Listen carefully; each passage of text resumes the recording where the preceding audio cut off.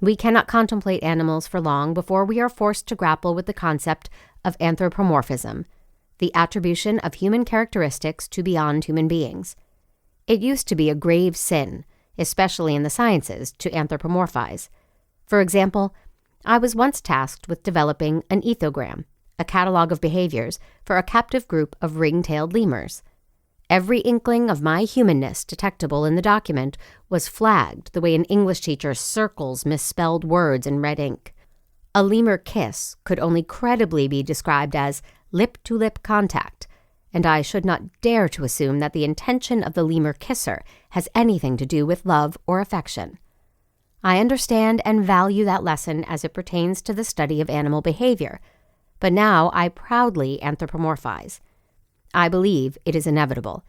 I also believe that the only people who have a real problem with anthropomorphism are those who are still attached to the dichotomy between humans and beyond human beings. Do cats filipomorphize dogs? Probably, but I don't see scientists all in a tizzy about it. The problem with anthropomorphism is that it enforces the boundary between us and other. Yes, anthropomorphism can be used superficially or to inappropriate ends. We must engage in it with a reflective mind, anthropomorphizing from a point of connection and curiosity instead of using it as a barrier that limits our understanding of our fellow animals. But we have no choice. The ways in which we perceive the world are human-animal.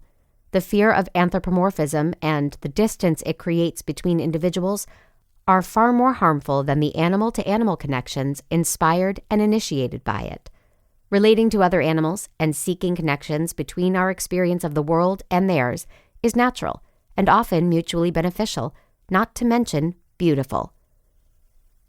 Some scientists have argued that it is a pointless waste of time to attempt to consider the world through the perspectives of other animals.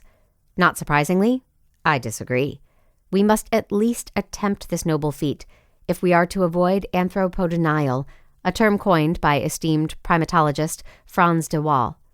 Anthropodenial occurs when humans deny that beyond human beings might share certain characteristics with us, or vice versa, when we deny that we are animals.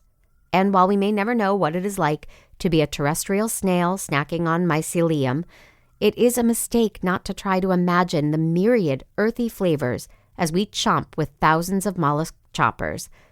To avoid anthropodenial, according to scholars such as Jane Bennett and Radhika Govindrajan, we need imagination, creativity, play, and attention to the senses.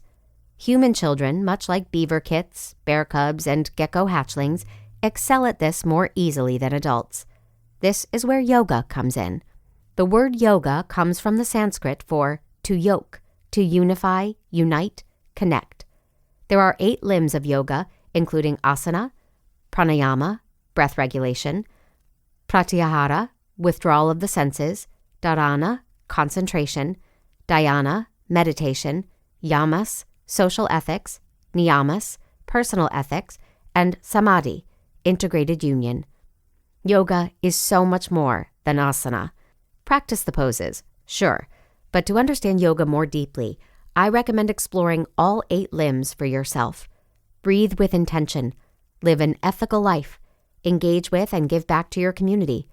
Read the yoga philosophy classics, such as the Bhagavad Gita and Autobiography of a Yogi. Study with experienced teachers and decide what yoga practices resonate for you the most. Be who you are and feel what Stephen Cope calls the warm animal of your body.